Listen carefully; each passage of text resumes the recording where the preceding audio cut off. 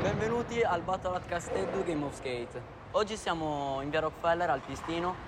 Gli sfidanti sono Spanky e Alessio Perra. Ogni take proposto deve essere ripetuto dallo sfidante, che per ogni sbaglio perde una lettera. L'ultima lettera ha 2 tentativi e non valgono grab, boneless e no compli. I punti sono assegnati dal nostro arbitro Pisa. Paperi, ferro su pedra.